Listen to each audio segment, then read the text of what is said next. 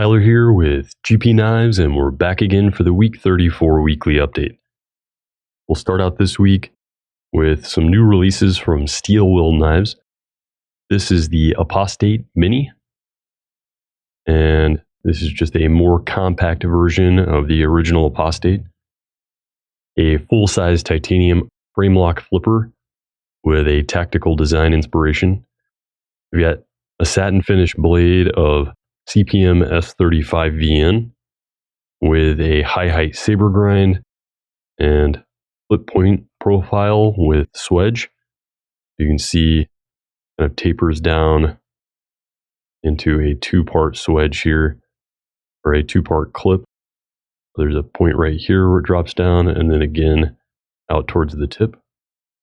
Full satin finish, rides on a ceramic ball bearing pivot, and has a very snappy deployment, and it can be deployed using the thumb studs / stop pins as well as the index flipper. We've got both black and OD green G10 with standard peel ply texture, black hardware, titanium backspacer with lanyard cutout, and tumbled titanium frame lock. And an interesting point with this is that both the G10 and titanium are internally milled to reduce weight. So a fairly lightweight and good balance in the hand for a knife of its size. And then we've got a reversible stainless steel pocket clip for tip-up only carry.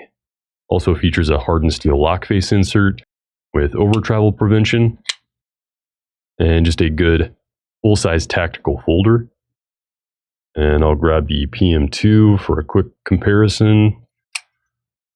So you can see about the same size as the PM2, a little shorter on the cutting edge. Blade stock thickness is close, but maybe a little thicker on the Apostate, and about as fine at the tip. Functional grip area, pretty close to the same. The handle thickness on the Apostate is going to be a little thicker, but considering it's a titanium frame lock, not significantly so. And then the overall footprint of the knife is going to be close to the PM2, just a little shorter in the height from blade to spine. Next, we have the Shula, which is a budget-friendly flipper, but with a lot of great design elements that make it a very solid performer. We had a fairly thin blade of D2 tool steel. Got a black oxide tumbled finish on this one. Got that same kind of almost dual clip point profile. High height saber grind. Jimping on the spine.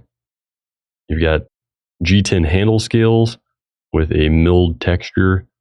And this is nice because it offers enhanced traction, but it's not overly aggressive, so it's not going to tear up the pockets. Stainless steel liner construction. You can see there's some milling in there to reduce weight. Open back construction as well. This one has matching black back spacers or barrel spacers. Deep carry stainless steel pocket clip that is reversible, tip up only carry, and stainless steel liner construction. You can see it has a nice snappy deployment. We got a sharpening choil there, and a quick rundown with the PM2. So again, pretty close in size. Obviously a little more slim in the blade and the handle, but the overall length and functional grip area are going to be similar. And the footprint, of course, going to be a fair amount more slim than the PM2. And these come in at just over $50. So great option for a budget-friendly EDC. And again, we do have these in multiple options as far as blade finishes and handle colors. So we've got them in either black oxide or satin finish blades. We got the blue G10 with the satin here. And then we have a black G10 with either the black blade and hardware or with the satin and satin hardware. And this one has a pop of color with the green barrel spacers and the other ones have different colored barrel spacers as well. And the last offering from Steel Will today is the new Tazo Mini. This is just a more compact version of the original Tazo, their Antlock platform. You can see they've got a blue backspacer as opposed to the orange G10. Otherwise, construction is going to be the same. This is an Italian production with Buller's M390 in a nice satin finish. It had a Bowie style clip point, dual thumb stud deployment, the Antlock, which is a sort of modified backlock mechanism that can be operated ambidextrously, contoured and smooth black G10, very ergonomic and comfortable in the hand, and secure thanks to the finger grooves, and a right hand tip up only stainless steel pocket clip for carry. And I'll grab the pair of 3 as it is closer in size on this one. You can see similar blade length. Cutting edge is just a little bit longer on the Tazo. Blade stock thickness, really close on these two, as is the point thickness. Functional grip area, handle thickness is a little thicker on the Tazo. And the footprint, again, just a little taller on the pair of 3 as opposed to the Tazo here. Next we have the Wafer 247, and this is the Tonto version. This is made by Olamic Tactical. So this is a US production semi-custom folder. We got the M390 blade here in an acid wash finish, so dark and tumbled there, that's going to hide wear well. Oval hole cutout and index flipper for deployment. And you can see it's got a nice snappy deployment on the ball bearing pivot. Ceramic bearings and ceramic detent on this one. We got a flame anodized titanium handle with, looks like bronze on the hardware, with a matching Rocky bronze floating backspacer, 3D machine titanium pocket clip in flame anodization, ceramic tension ball on that. And this is a right hand tip up only again. Hardened steel lock face insert with over travel prevention. And you can see you've got some model information on the inside of the backspacer there. And we've got a few models of this available, as well as some excellent chrome vanadium Damascus fixed blades that are also made by Olamic. And these are just great high performance EDC knives and unique in their finishing for excellent style as well as performance. And we have a few new fixed blades from Tops on offer today. We got the new Devil's Claw 2. So you can see a little bit more compact than the PM2 and Open. This is a larger version of the original Devil's Claw with an actual karambit ring on the end of the handle. Otherwise, construction is going to be fairly similar. We got the Hawkbill profile blade of 1095 with black traction coating, layered black and blue G10 over red liners, made in the USA, all black X hardware, and good size blade here. And thanks to that karambit ring, and use it for traditional karambit style techniques. Comes with a molded Kydex sheath with a beta loop and snap closure on that. This isn't going to be quite as concealable as the original, but it does offer a little more versatility thanks to that karambit end ring. And then we also have the new Street Scalpel 2 from Tops, another larger iteration of an older model.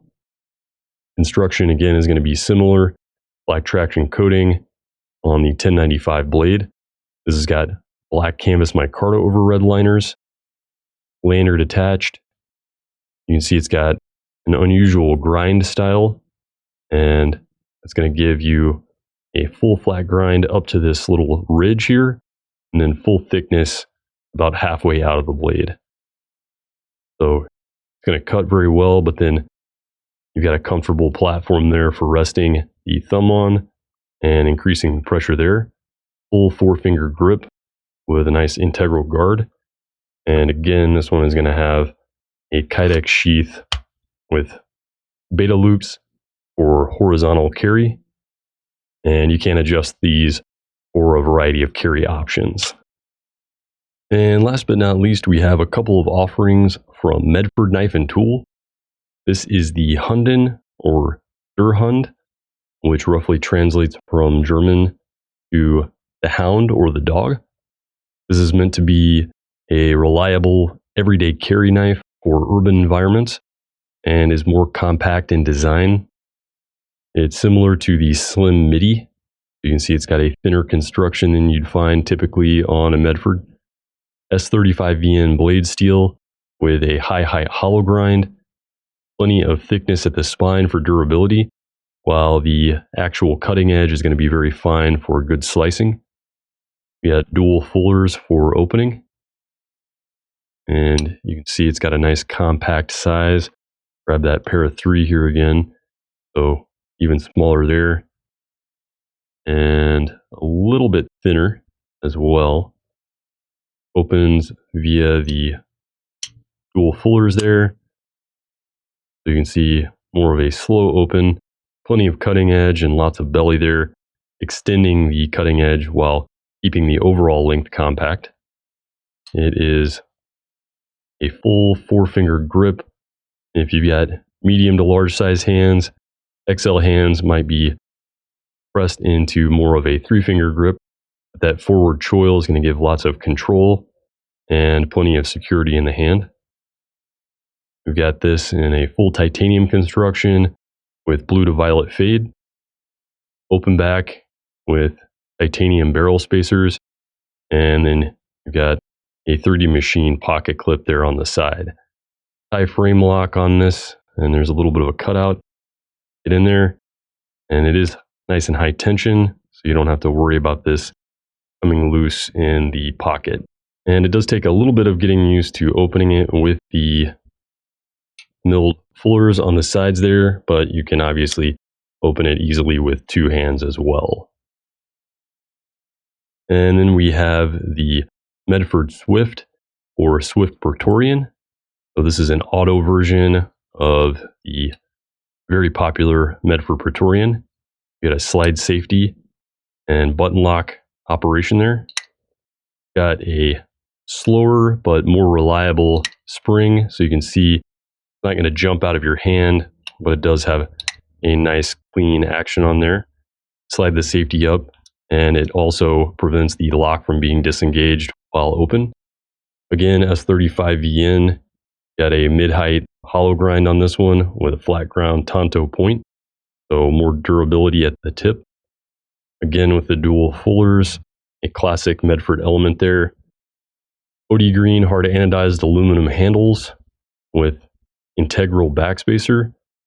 And then you do have a right hand only tip up pocket clip there with a unique Medford styling, as well as an oval lanyard hole at the back for lanyard attachment. So a nice clean automatic, very robustly built with Medford style, good performance and durability, and made in the USA.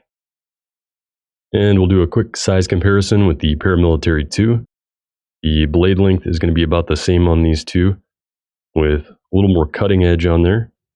Blade stock thickness is going to be about the same, maybe a little thicker on the Medford, much more robust at the point. Functional grip area going to be a little bit smaller, but not by much. So the overall thickness is going to be just a little bit thicker on the Medford, and then the footprint is just going to be a little bit smaller in both the height and the length. Again, this is Tyler with GP Knives and your Week 34 weekly update. Thanks for watching, and stay sharp. If you like what you've seen today and you'd like to see more, like the video below, subscribe to our YouTube channel feed, and follow us on social media for updates on all new products.